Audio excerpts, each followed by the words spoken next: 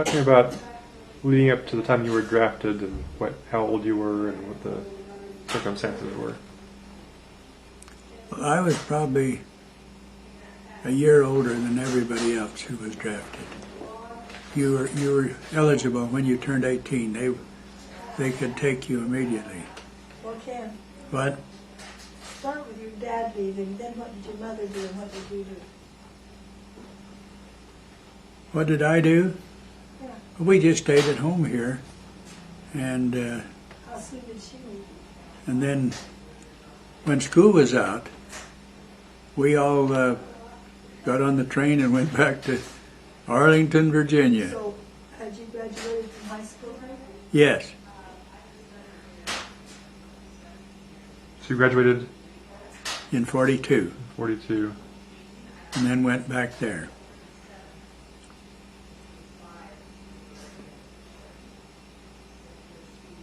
And I remember one of the most dramatic days of my life. We'd every morning at a certain time while I was in the Army, we'd fall in the Battery Street or wherever we were, and the officers would call the roll. This one morning they didn't call the roll. They said, the high-ranking officer got up and announced, "You all need to know that yesterday morning in France, a massive Allied army invaded in Normandy, and there are men being killed, and the end of the war is we've been getting ready this for I remember thinking, this is a very momentous thing. Men are losing their lives by the thousands over there, and Well, the invasion of Normandy was when the Germans invaded, right? no, when the Americans invaded Normandy. This is while you were in the Army already. That's while I was at Fort Sill, yeah.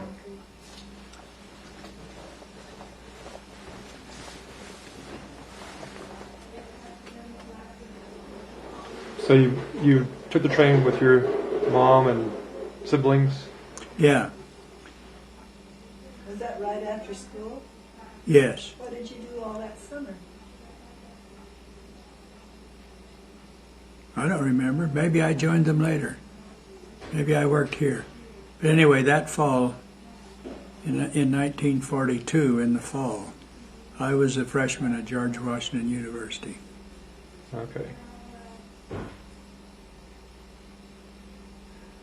I wondered why you went to George Washington's, because you were living there. That's right. I was living in Arlington, and one of the most fascinating things I observed, most of the time I'd ride in with my dad in the morning and go to school and then ride the bus back.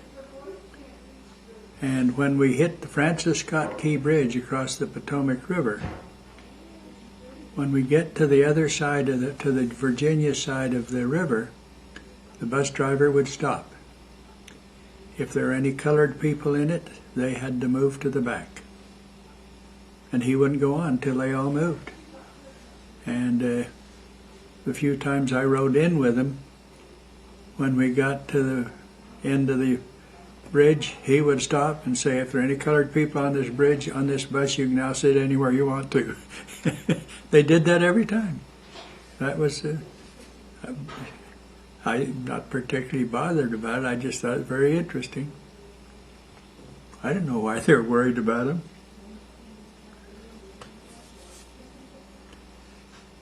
And I remember reading once, you know this famous Roe versus Wade? Some smart aleck said that was a study by the War Department as to how's the best way to cross the Potomac River. Right. So tell me more about your freshman year at George Washington. It was fascinating that I learned to study while I was there in this physics class, and I discovered that I loved. There was I took a class in English history, and I loved to listen to that guy, and I did good in that. I don't remember anything about it now, except that he led us clear through the whole history of Great Britain, and all their kings and all the stuff they did, their wars with Napoleon. And I remember years later when we were ready to go on a mission, I got a hold of the Tchaikovsky's 1812 Overture. Have you ever heard of that? Yeah. It celebrated the victory of the Russians over the French who had invaded Russia. And I used to play it to the missionaries. One day, it was playing. We were in the kitchen dining area, and it was playing in the family room. In the mission home. And I peeked in, and one of the missionaries was just leading the orchestra like crazy. He's so cute. They were such delightful people. They were all smart. A few of them were not. That was not their fault. But they were all such good, nice kids. Except the one who couldn't stop drinking iced tea, and I had to send him home. Did you have a major already chosen your freshman year, or was that later? For a while, I thought I would like to be a physicist because I was enjoying physics so much. But I very shortly after I thought about the possibilities of that, I realized I'd never be able to do it because I'm not good at math. I did terrible in high school algebra. I signed up for some kind of a math class at George Washington, and I just couldn't do it, Jordan. I tried hard and I studied hard. I finally had to drop the class. And I knew that I would not ever make it as a physicist because math is a very important part of it. But I loved history. I tolerated freshman English. Maybe you've heard me tell that story, but that we were assigned to write a theme, a paper. And the young professor was giving us instructions on how we were to do it, and et cetera, and et cetera. And then he said, and I need to have a personal interview with each one of you and talk to you in person. So he was setting this up, and he said, then he turned to me and said, Mr. Udall, could you come in on Thursday after school? And before I could answer, he said, oh, you won't be here, will you? I said, I think so. Why? And he said, well, Mr. Greenbaum and Finkelstein are not coming. I assumed you wouldn't either. My dad was so tickled by that. He said, you think it was the nose or the name that got you classed with those two Jewish boys? I don't remember if that's the names, but it was two obviously Jewish names. And there was a guy in the army with me. I presume he was killed in Malmedy, named Moose Johnson. He was a graduate, or he had been an engineering student at not Brigham Young, Notre Dame. And I remember once he and I were having an argument about something. I said, Moose, I never heard of that. And he said, are you offering that as proof of non-existence? And I didn't have an answer for him. I just laughed. John Carr something or other Morrison. Everybody called him Moose. And a sad thing happened while we were in the Philippines. We were living in big tents somewhere. And we had a young second lieutenant. His dad was a general somewhere over in the Philippines. And this kid was fascinated with guns. And during the noon hour one time, he was cleaning his .45 pistol, and he looked down it to see if it looked clean down the barrel, and it went off, and what it killed him, but it took a long time for him to die. What they finally determined, what it did, it went in above his eye, around his skull, and came out the top of his head, and that it hit so hard like that it broke his neck. And that's what killed him. We heard this loud bang and him falling off of his bed, and there was panic for a few minutes. At first we thought he had killed himself, but his dad came and talked to some of us about his son, and what a blow that was.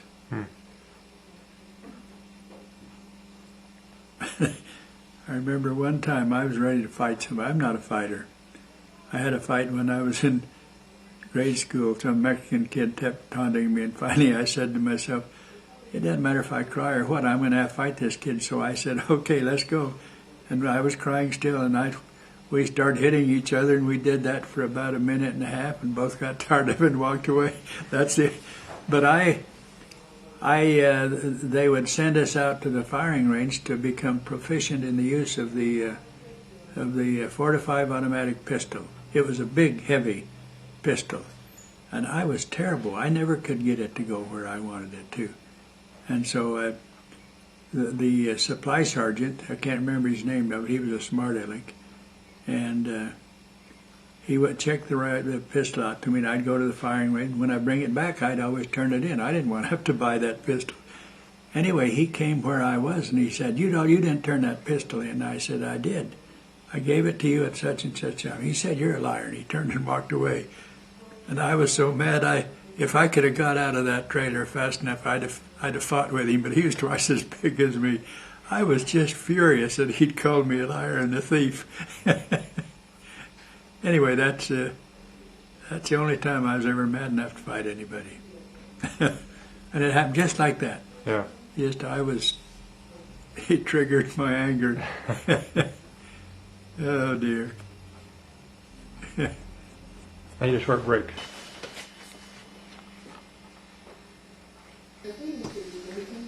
Okay, so you're living at home, going to George Washington. Yeah. And what's next? Well, when I finished that year, I fully expected to be drafted. And I came back out here and lived with Uncle Dave and Aunt Ella Lee and worked on the farm for Uncle Anthony Lee. I think that's what anyway. And in the end of June, I was my number came up, and I went, and that's when I was determined to be 4F. And my dad came out here on a visit in the fall. By then I had enrolled at EA as a sophomore. I was the only sophomore in the school, and anyway, that's when he said to me, "You know, what do you want to do?" And I said, "Well, the simple thing to do is not do anything and not go in the Army." But I said, I just don't feel comfortable with that. Everybody else is going, and I probably ought to too. And he said, I agree. He said, I've talked with General Tuthill.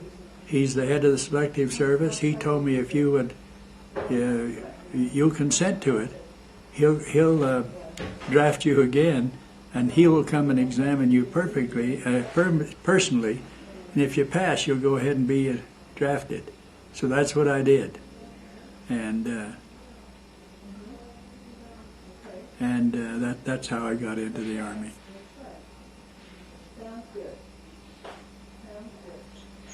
I remember one of the very difficult days of my life. I got on the train here, and in those days we had a passenger train, ran from here to Bowie, and hit the main line out there. Anyway, I got on this train here, and said goodbye to all the girls who were my classmates at EA, which was Gila College in those days. And as I got about 3 or 4 miles out of town going towards Bowie, I suddenly got homesick, And I thought I was going to die. I felt so bad, you know. I'm all alone. I'm going to go off and meet the world head on, and I don't have any friends, and my family's not. It was a terrible, terrible experience, and that stayed with me for 3 or 4 days till I left. We went to Fort MacArthur, California, which is on the coast out there between Los Angeles and San Pedro or somewhere. And they gave us that's where I took my first, what do they call it when you test your intelligence? It looks like I have Is it the one. IQ test? IQ. And mine was 125 or something, whatever. I don't know why I remembered that. It wasn't something I was proud of or ashamed of, but I remembered that's what I had. And then because I had physics, I didn't go into the infantry. I went to this field artillery special school for because all the guys in our class at Fort Sill, basic training, were engineering students from somewhere, either graduates or guys who had been majoring in engineering and who knew what they were doing. We didn't really need it there, but they had to send somebody there to do that. And I remember there were about 7,000 of us lined up in this huge grass field next to the railroad track. And they started reading the names through a big loudspeaker. The first 170 or something couldn't read or write. And they were sent to a special school somewhere to teach them to read and write. And the next 29, it went on and on and on. They were going to Fort Benning, Georgia, the infantry basic training. They were going to somewhere in Northern California, the infantry, and I could just see myself going to infantry basic training, and it was too late to do anything. And I kept saying to myself, well, if I have to do it, I'll do it. And but I don't want any German shooting at me with a big rifle, or a Japanese with a bayonet on them. And so right near the end, when there were only 150 of us left out there, then they called off these list of names, and I was on it. And they said, you're going to Fort Sill, Oklahoma, to a field artillery school. And I thought, well, that's better than infantry. But I remember what a sad, sad week that was for me, all alone out there in the big, cruel world, with no friends. No.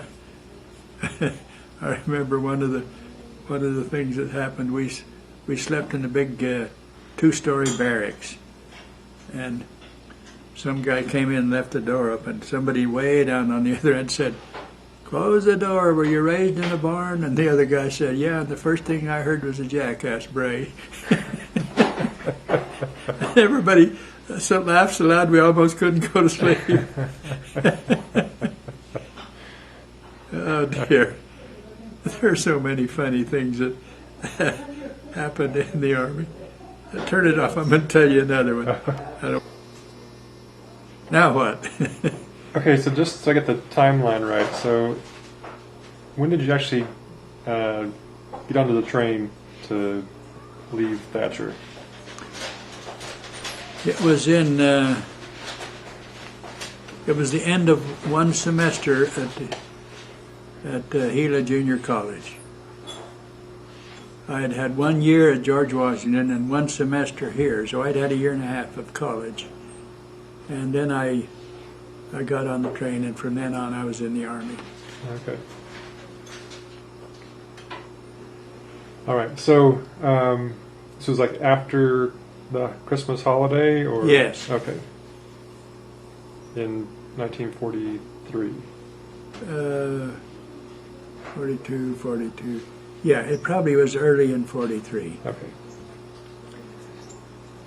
Okay, so you went to Fort Sill. Yeah. So you were assigned to go to Fort Sill. And Yeah, because you were in California, that's right.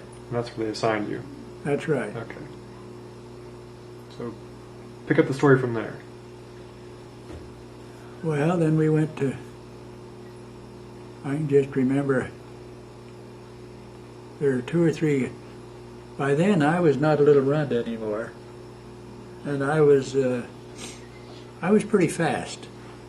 There was one guy in Thatcher Schools that was faster than me. I was so startled when I discovered he was gradually pulling away from me as we were running somewhere. But I was quite fast for a kid. And so when I got back there,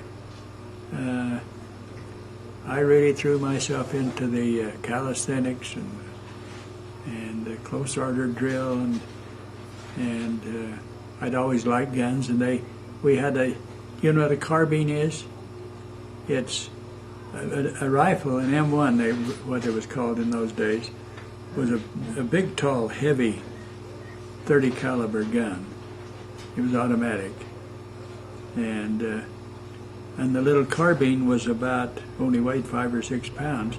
It was only about this tall, and I think it was 30 caliber, but the shell, the bullet was only about that long, whereas the rifle bullet was big. It carried lots of powder, lots of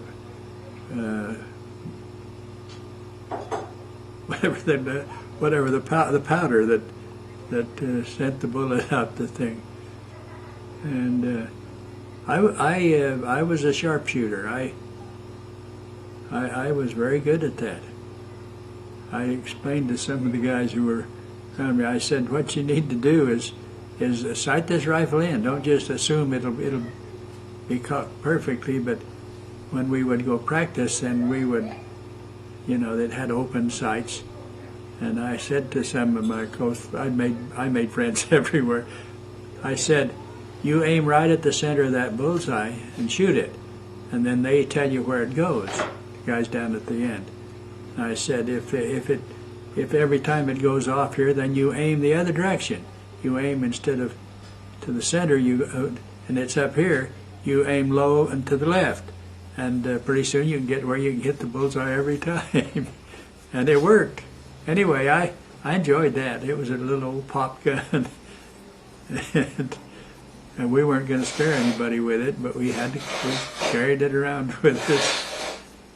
And a lot of close order drill, a lot of calisthenics, and a lot of classroom work, learning about this big machine we had. It was about this long, and it had some legs and it stood about this tall, and it had I can't remember the names of the things, but what it would do, you surveyed in what was called a mic base, and you had and you'd go out and dig a hole in the ground and set this microphone in it, cover it with canvas and dirt so they couldn't see it. Then there was a telephone line went from each one of those back to your machine. So that the theory behind this is, if a shell went off over here, then as the sound traveled through here, it would hit this one first, and this one next, and this one next. And somebody had figured out the formula that then they put it through this machine that we called it a Rube Goldberg machine, and it printed out a little paper tape about that wide, so you could, and it was accurate. You could tell exactly. They've surveyed this mic base, so you know exactly where each one of those was, and then this you could pinpoint where it came from, where that noise came from. Yeah. My job, I was a forward observer, corporal. There were two of us, and we didn't go together. We were by ourselves, and we went up. We'd go out in front of the infantry's front lines, and on the end of a telephone line with a special telephone that had a button on it, and they would get us on the phone and said, "We're now going to try to pick up, listen and hear this gun that's going off over here to your right." And we would hear it, and we'd say, "Yeah, we hear it." They'd say, "That's the one. The next time it comes, you push your button down, start this machine." So when we would hear that gun, we'd punch the button and say, "On the way, over." And they'd start the machine. and then that's how it worked. It was kind of a Rube Goldberg outfit, but it worked. And then the same thing with your own artillery shells. Wherever they landed, you could pinpoint that. Right. And Time out. time out. Sean Nielsen on the. These exercises you were doing, were they part of your training? Oh yeah, Okay. yeah, And that was at Fort Sill. yeah.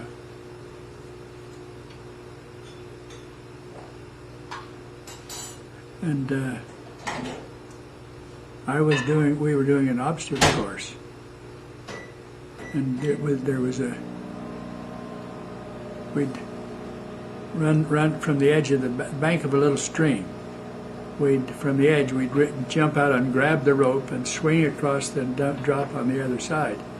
And I was doing that, and I lost my grip on the rope and fell, and landed like this and broke my arm, the distal end of the left radius or whatever it was, and I was just furious with myself for being that dumb. And it didn't hurt a whole bunch, except I knew it was. You could see it was crooked. It was literally broken. And so I spent 6 weeks in the hospital. In those days, in the Army, they don't mess around with you. If you have a broken bone, they put you in the hospital. There was a colored guy in there who had a broken leg. I learned 2 card tricks from him that I've never forgotten, and he told more stories that I have forgotten. He was such a comedian. I almost hated to leave that hospital because he was so much fun to be around, that guy. Oh dear. I had to show you those 2 card tricks. One of them is you have to really study it, memorize it to make it work. But when you do, people think you're a genius. All right. Before I leave, I want to see that. All right. Let me just tell you this. There are 4 words in connection with it: Bible, goose, thigh, and steel. But that doesn't mean anything to you till I explain how those work together and why it works. I never did know that guy's name, but he hobbled around the pool table and he hobbled around the card table. He had a broken leg up high, and he had a huge cast on his leg. I think he was tickled to death to be in the hospital rather than whatever else he was doing.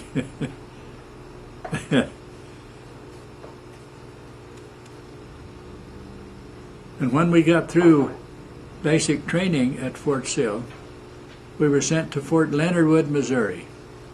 It was right near the southern boundary of Missouri and Arkansas. And we were there for about 4 months.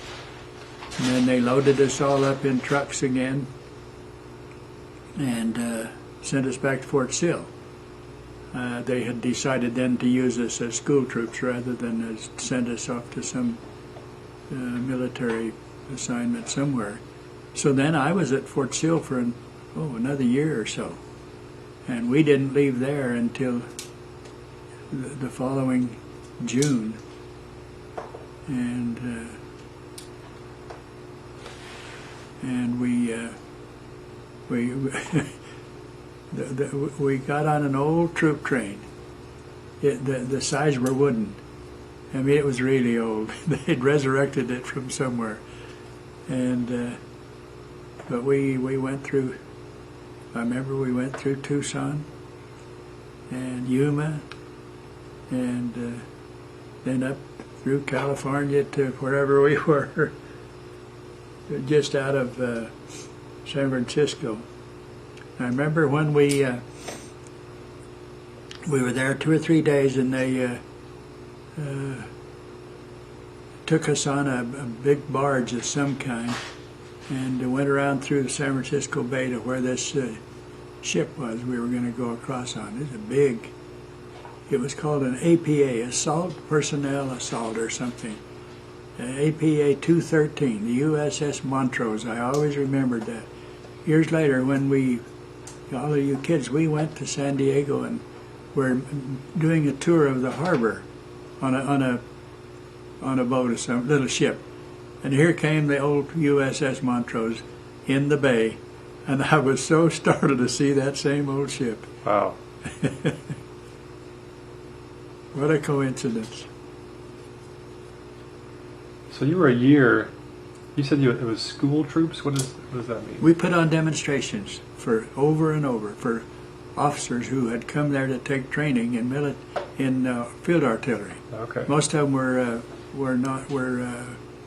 infantry officers, and I came to the conclusion that a GI overcoat was not for warmth; it was a sieve. That's the coldest I've ever been, sitting out on a hill up there, and there weren't very many hills, but they'd get us on a hill where we could hear the sound.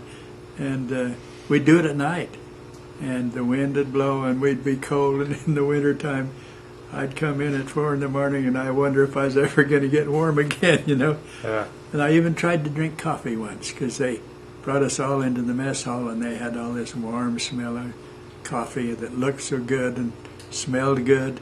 I took one sip, and I thought, I don't care if I'm a Mormon boy or not, I need to warm up. And so I took a sip of that coffee, and it was terrible. That was never any temptation to me, tea or coffee or smoking. They never tempted me in the very least. You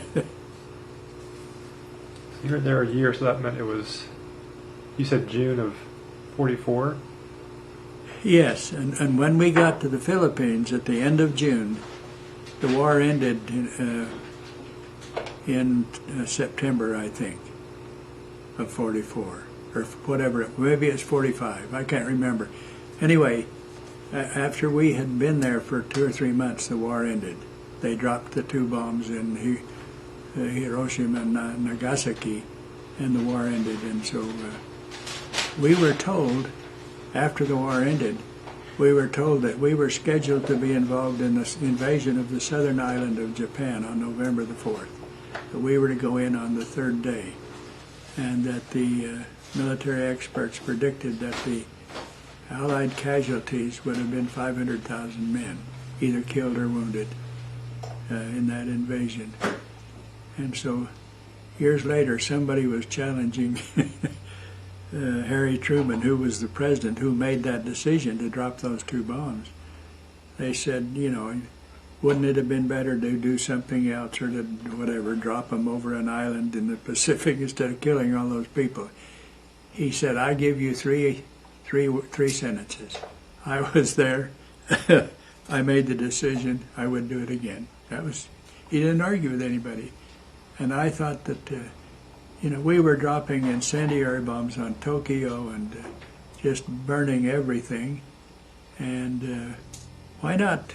This is war. Why not drop those bombs that killed 70,000 in one blast? We didn't ask for them to invade us, to do Pearl Harbor, or to kill all the soldiers they had killed. I remember reading that one of the turning points in the whole war with the Japan was called Guadalcanal. We had landed a whole bunch of Marines or something there, and had occupied the top of a hill overlooking the airfield, what the Japanese had built there. And they'd sent some troops to try to take it back, and they failed. So they imported a crack Japanese infantry group. They were going to have to take this hill back. And for 3 days they tried and failed. And from that point on, we knew we could fight their very best and succeed. And they were tough battlers. Have I ever told you I've forgotten the name of the other forward observer, Corporal. He was about my same age and my same size. And he and I got to talking one day, and we said, you know what? We're going to be out in front of the lines like this with our little carbine. Hello. Suppose some Brooks Japanese and infantry Curtis. come along with a bayonet. We need to have some training of that, in that. And so at least we'll have a shot at it, And old Captain Sanders, he was a very dark-complected man. he said, "Boys," he said, "let me tell you about that." He said, "The combat life of a forward observer is 25 seconds." Now you can take it. He said, "You don't need any bayonet training. Go on back and forget it." So we did. Oh dear. But I never entertained the idea that I would be killed in the war. I just never did. I knew it was not going to happen to me. I was an optimist, a cockeyed optimist, whatever that means. Who came in? It must have been Curtis and It's Grandpa. Clifton, or is it Brooks? So what were you doing in the Philippines? What was I doing? Yeah. Well, for the first little while, we were just sitting there waiting for this invasion. And then the minute the war ended, we became military police. They moved us into just on the outskirts of Manila to a big Catholic seminary of some kind where they had trained priests over the years. And so we were stationed there. And then we were guarding Liberty ships as they unloaded in Manila Bay. And that's where I was when I got the piece of glass in my eye, and that got me sent home very quickly. How did you get the glass in your eye? My dad told me not to tell this story anymore. Why is that? Well, it involved a beer bottle.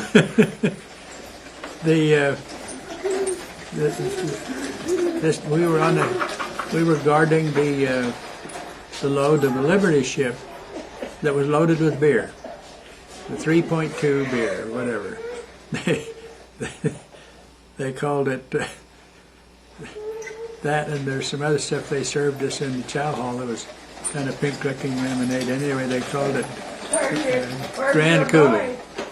And somebody said, "What's that mean?" He said, "Damn near water." Sidetrack. Anyway, what was I about to tell you? You got that glass in your eye. Anyway, everybody was given an allotment of so many bottles of beer. I think they gave you a bottle a day. And a carton of cigarettes every month.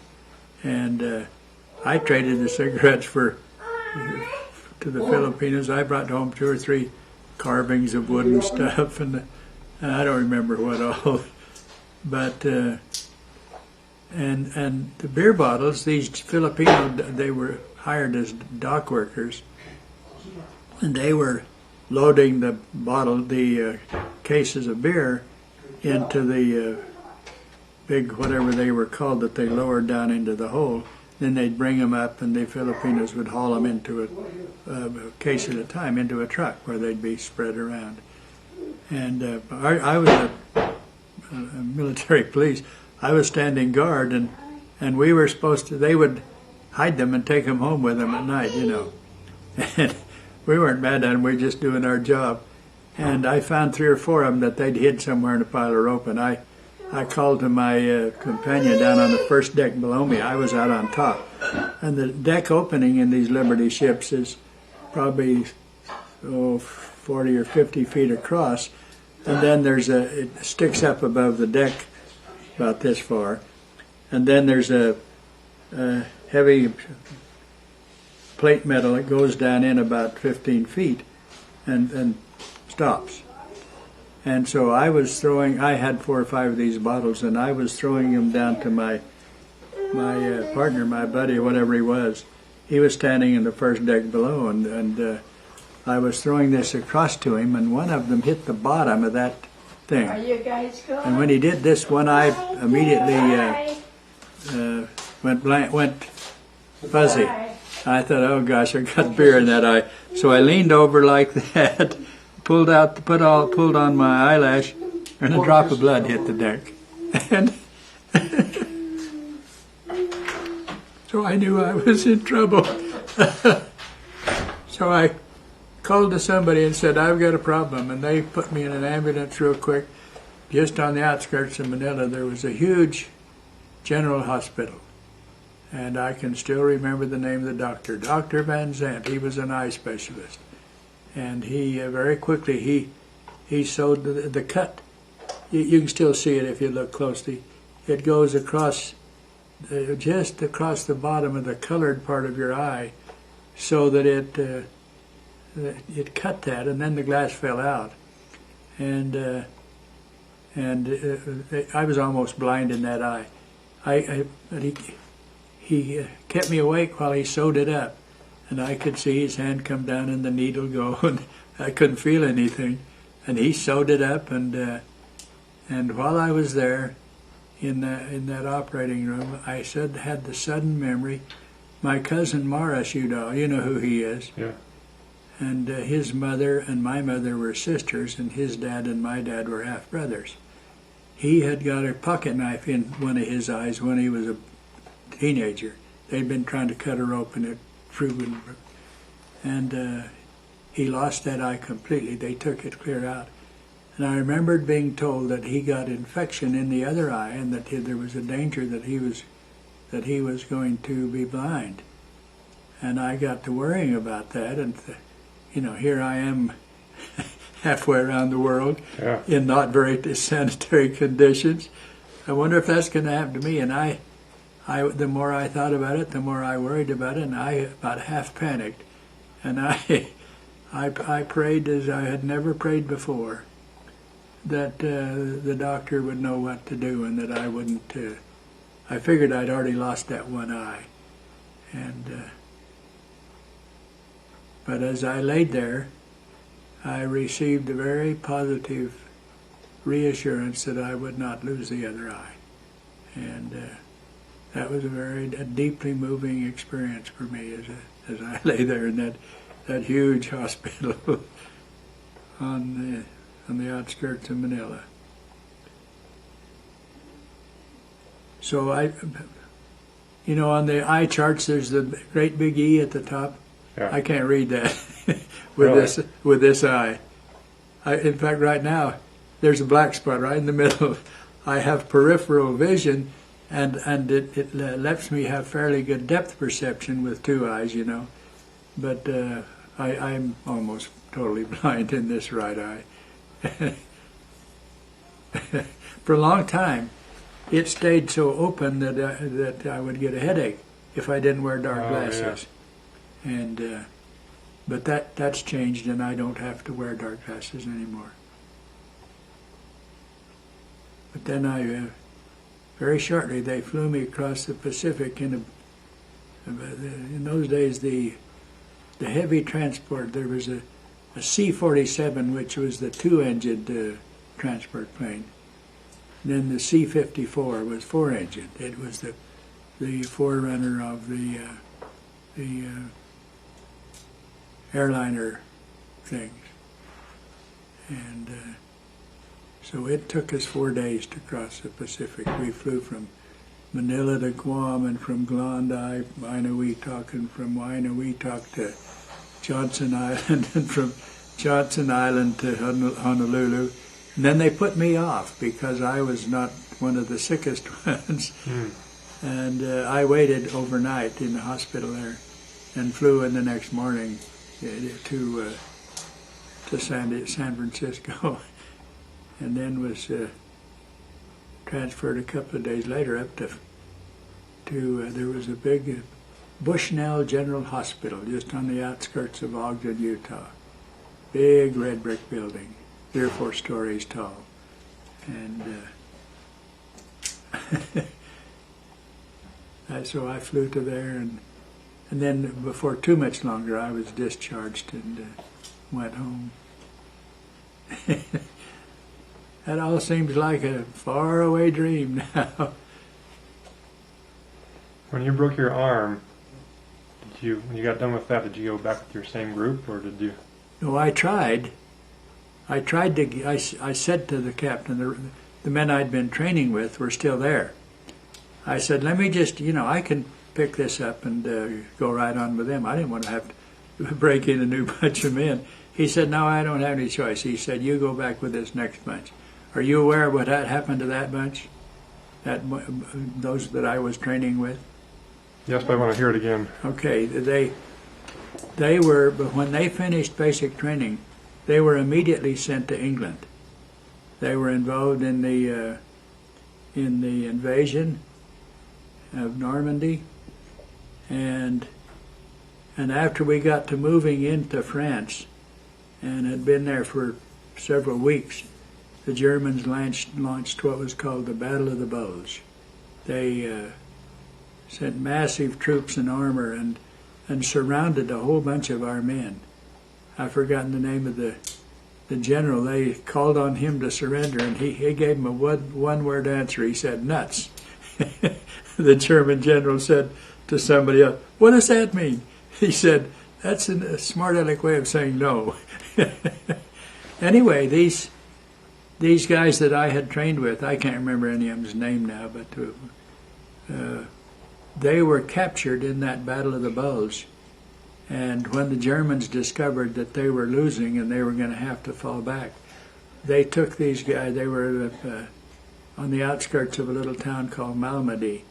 They took this observation battalion, 600 or 400 or however many men there were. They took them out in the field and machine gunned them all. There were 2 or 3 who survived, and I'd have been with them. I'd have been right there if it hadn't have been for that broken arm.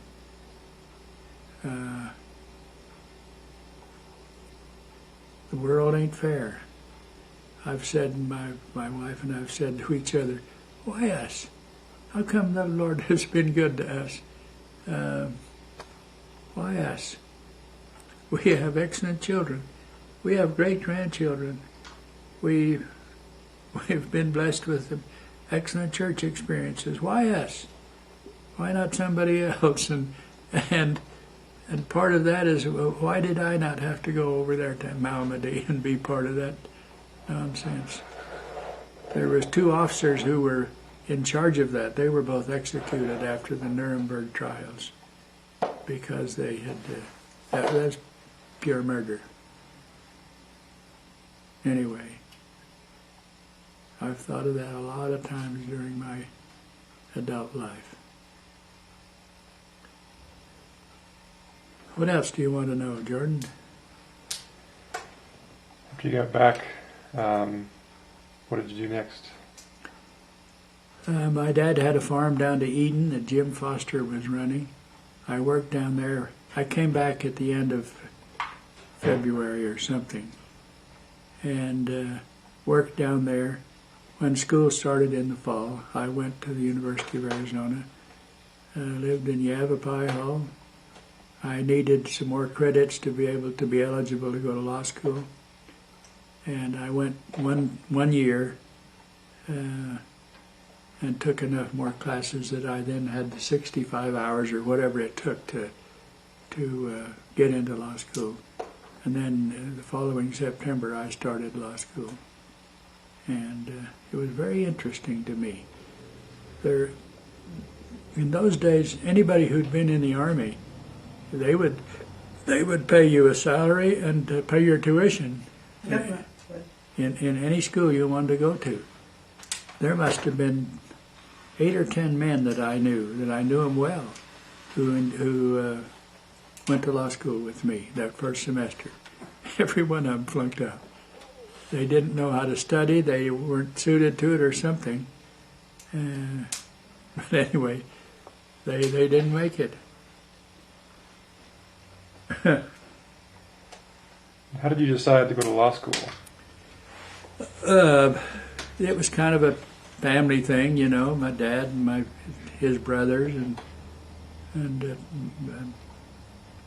etc. But I went to him during that the time from March till school started, and I had a long talk with him. I said, lawyers are not held in very high regard. I'm not sure if I want to be a lawyer. He gave me a very simple answer. He said, all the more reason why we need a good and honest one. And I couldn't argue with that. And he'd been a very kindly, good, successful man at it, and so I decided, well, It's good training. I'll do it. When I got out of law school and started to practice, I hated every minute of it. I could not do it. I knew I was not going to succeed as a lawyer, and that's when I quit. I stayed here about a year and a half, and quit. What did you dislike about it? I'm not sure if I could put it into words. It was not that I disliked lawyers. There was something about my personality and my something. I didn't feel like I fit in. I couldn't get involved in it. I couldn't enjoy it. Why didn't I, Mom? She's still over there? Part of the reason was because you weren't given any real cases. You were the gopher. I tried to talk to my dad about that, and he didn't know what I was talking about. But the minute I said I've decided, Dad, that I don't want to practice law, he immediately said, fine, what can I do to help you? I said, I want to farm. He said, let me help you get some land. Don't try to farm here. You go down to the Mesa area and we'll help you get some land down there. So he did. And so there we are.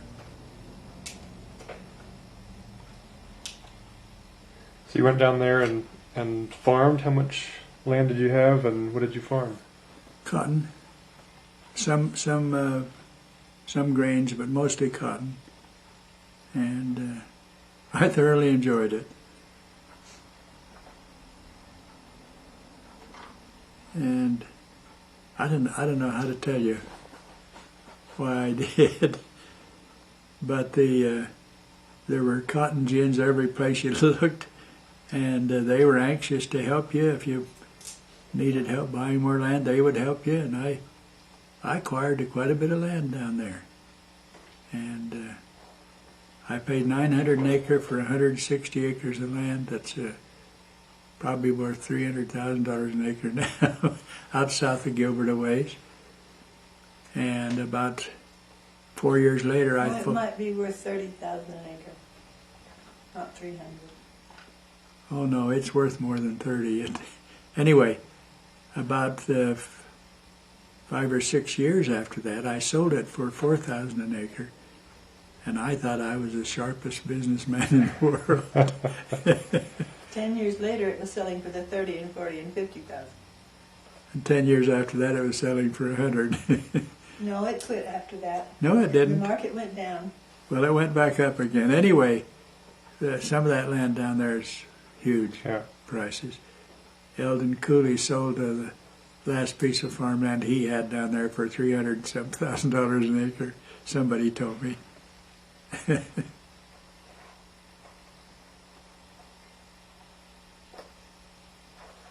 Your computer's running, did you know? Yep. Well, I have more questions for you about farming and ranching in your 20s and 30s, but I'm out of tape, so No, be here in a we'll minute. continue